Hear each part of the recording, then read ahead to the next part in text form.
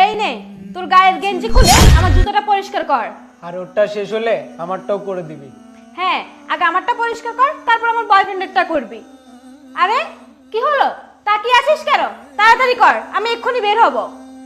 আরে ওর ছেলেকে তো আমি বিয়ে করেছি শুধুমাত্র সম্পত্তির জন্য, না হলে ওর ছেলের সাথে আবার কে সংসার করে বল? আরে এই আমার হাজবেন্ড কল দিচ্ছে, চুপ থাক। হ্যাঁ এই বুড়ো, তোর ছেলে কল দিয়েছে, একটা সাউন্ডও করবি না, না হলে তোকে আমি মেরে এই বাড়ি থেকে বের করে দিব। একদম চুপ থাকবি। হ্যালো। হ্যাঁ জান, কি করো তুমি? আমি এই তো বাবাকে খাবার দিলাম, বাবা খাবার খাচ্ছে। ও আচ্ছা আচ্ছা, বাবা খাবার খাচ্ছে। আচ্ছা, বাবাকে না খুব মনে পড়তেছে, বাবার সাথে একটু কথা বলবো, বাবাকে ফোনটা দাও তো। বাবার সাথে কথা বলবে?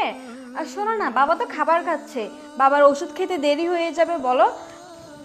শোনো, আমি বাবা খাবার খেয়ে উঠলে তারপর বলবো তোমার সাথে কথা বলতে। আচ্ছা, তার মানে বাবা খেয়ে উঠলে আমাকে কল দিবা? হ্যাঁ হ্যাঁ, আমি তোমাকে কল দিব বাবা খাবার খেয়ে উঠলে। তুমি এখন রাখো। হ্যাঁ, বাবার আবার ওষুধ খেতে দেরি হয়ে যাবে, জানোই তো বাবার শরীরটা খারাপ। তুমি না অনেক ভালো, বুঝছো? তুমি আমার বাবার খোঁজ খবর নাও, বাবাকে খাবার দাও টাইম মতে। আরে তোমার বাবা মানেই তো আমার বাবা, বলো। ওনার তো এখন বয়স হয়েছে, ওনার খেয়াল রাখতে হবে। ও আচ্ছা আচ্ছা, শোনো, থাকো তাহলে, বাবার অনেক যত্ন নিও। আর আমি কিন্তু আর 1-2 মাস পর বাড়িতে আসবো। থাকো তুমি, হ্যাঁ, ভালো থেকো। আচ্ছা। এই বুড়ো, কি ভেবেছিলি? হ্যাঁ, ছেলের সাথে কথা বলবি? চুপ একদম, তাড়াতাড়ি করে জুতোটা পরিষ্কার কর, বললাম না আমি বের হব। শোনো না জান, বলো তো আমি এই বুড়োটাকে নিয়ে কি করি? তোর ছেলে যদি এসব কোনোদিন জানতে পারে না, তোকে কেটে টুকরো টুকরো করে নদীতে ভাসিয়ে দিব, কথাটা মাথায় রাখবি। এই আর জুতো মোছা লাগবে না, ভালো করে হাত ধুয়ে আমাদের দুজনের জন্য 2 কাপ কফি বানিয়ে নিয়ে আয়। কি হলো, যা তাড়াতাড়ি যা। জান শোনো না। আরে তোমার কথা পরে শুনবো, তুমি আগে বলো এই সম্পত্তি তুমি কবে হাতে নিবা আর কবে আমারে বিয়ে করবা? জান তুমি রাগ করছো কেন বলো তো? শোনো, আর অল্প কিছুদিন অপেক্ষা করো, তারপর আমি ওরে দুনিয়া থেকে সরাইয়া এই সব সম্পত্তির মালিক হব। এরপর আমরা দুজন বিয়ে করে এই বাসাতে রাজত্ব করব। তাহলে ওই বুইড়াটারে কি করবা? আরে বুড়োটাকে কি করব মানে? ওরে তো সারা জীবন এই বাসার চাকর বানিয়ে রাখবো, মরার আগ পর্যন্ত আমার বাসার চাকর হয়ে থাকবে, বাসার সকল কাজ করবে। এত টেনশন করো না তো তুমি। জান, তোমার মাথায় না ভালোই বুদ্ধি আছে, চলো না আমরা একটু রুমে সময় কাটাই। হ্যাঁ জান, চল আমরা বেডরুমে যাই।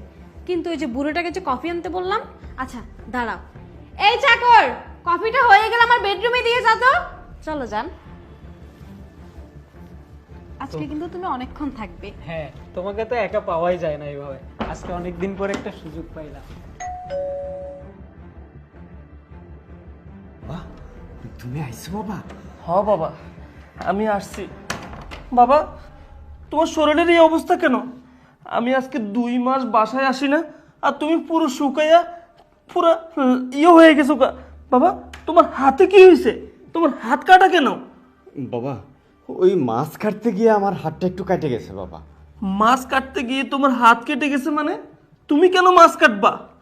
বাবা, আমি বুঝতে পারছি, আমি সব বুঝছি। বাবা, আমি এখানে এখন আসি নাই, আমি আরো 10 মিনিট আগে আসছি। ওই ডাইনিটা কোথায় বলো? ডাইনিটা কোথায়? ডাইনিটার খবর আছে, কোথায় আছে ও? ও ওর বেডরুমে আছে বাবা। বেডরুমে না? হ্যাঁ। বাবা তুমি চলো, ওকে আজকে আজকে ওকে খবর করে ছাড়বো, আসো।